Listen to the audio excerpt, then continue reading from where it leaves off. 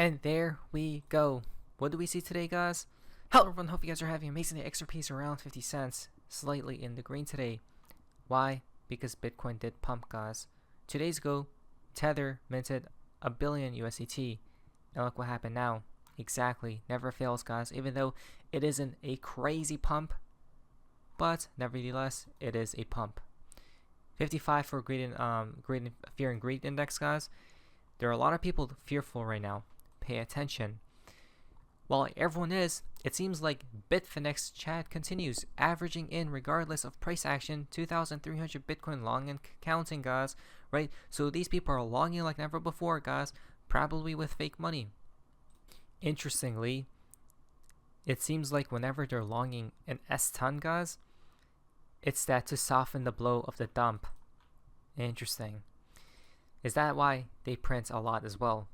Now, people are so fearful, guys, but Mr. Pool, a Riddler in the XRP community, told you guys a long time ago. Mr. Pool posts Bitcoin prices being manipulated, undervalued, and people believe it's going to like $1 million plus, guys. Now, it's that simple. Look at this, guys. Do we see any dumps here? No, right? It's literally only up only. So pay attention, not financial advice. And here we go. Now, guys, there's the phone part of XRP in the XRP community. Now, this is quite interesting. You know the deal. Ripple love Thursdays. 418 equal 13 as well, guys. Wow. Today is a day that we shall enjoy. Why?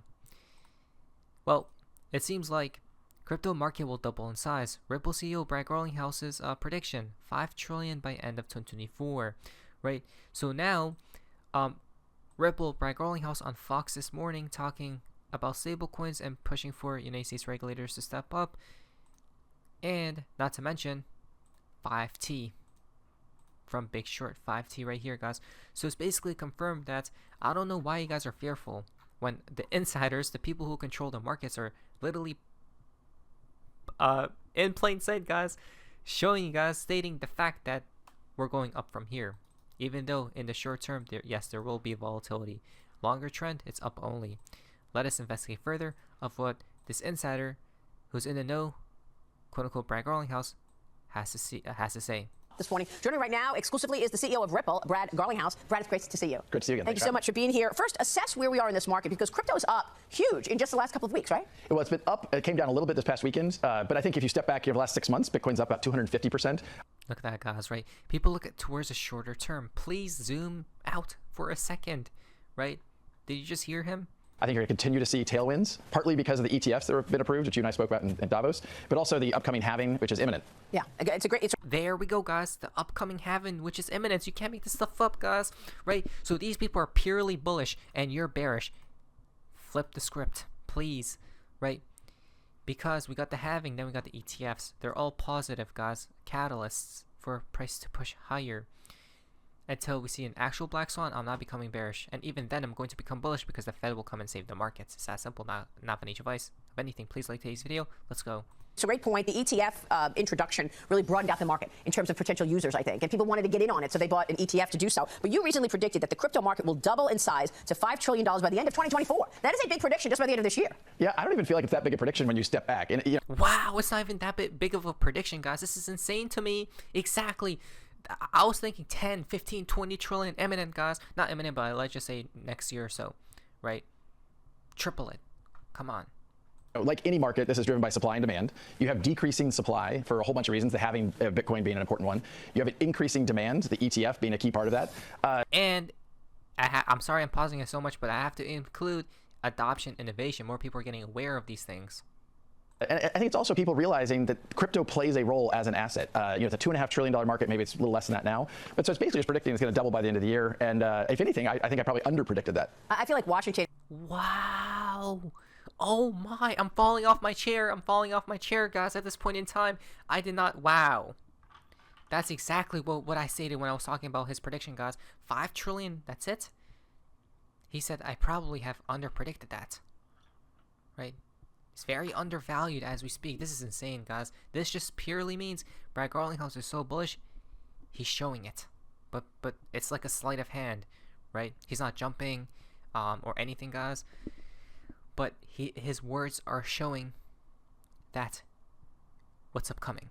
Is still trying to understand this market, and the people writing the legislation or potential legislation here to put barriers and around this market, I don't know that they really understand the strength and the growth story here. But you think putting regulation around this, putting barriers in place, is going to be a positive for this market? There is no question. I mean, one of the headwinds that has held back the market, the largest economy in the world, the United States, has been one of the most problematic for the crypto market. Innovation, entrepreneurs, and capital have flown into markets that have actually constructively engaged this market. So Dubai, Singapore, even the UK, the EU has passed legislative progress here. The US has really been behind the 8 ball. This administration, I think, has taken a pretty anti-crypto stance, led by. But wait a minute, when we talk about anti-crypto, about Gary Gensler and whatnot, guys, I have to find the tweet. Congressman Torres calls for investigation into SEC over its approach to crypto. This was many months ago, guys, right?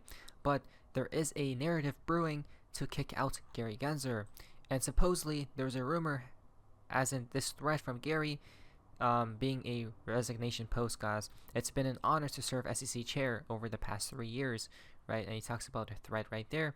He says we're not done. I mean, his job isn't finished yet. Why? Because the Riddlers told us, right?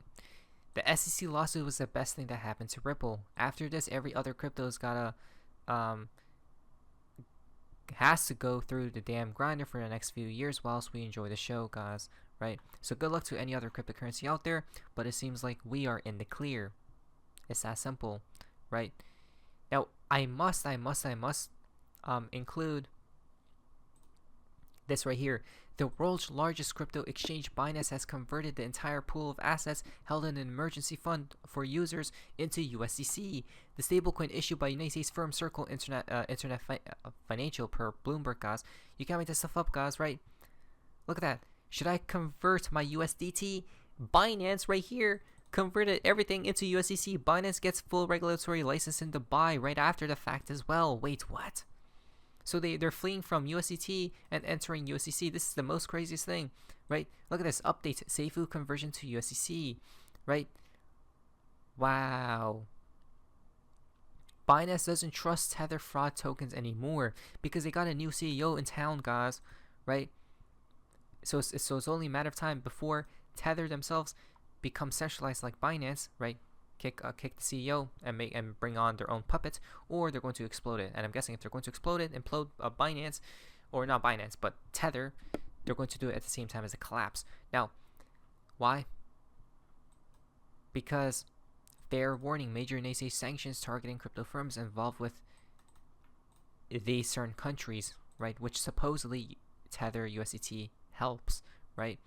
But not to mention, Paolo comes out with this thread about Tether on how they're doing an amazing job, guys.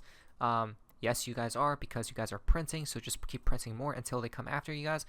The reason being because they will. Tether CEO just told us why the big four won't audit reserves back in 108 or 109 supposedly now, because they printed another $1 billion stablecoin market cap, right? And it's really weird to me because this ties into price before law. Stablecoin dollar before law. Funny how Ripple just announced a stablecoin, right, which is a dollar right before law, but you never thought it from that perspective. Don't worry, this was me when I realized it. Holy S, guys, that's insane, right? Riddlers, checkmark.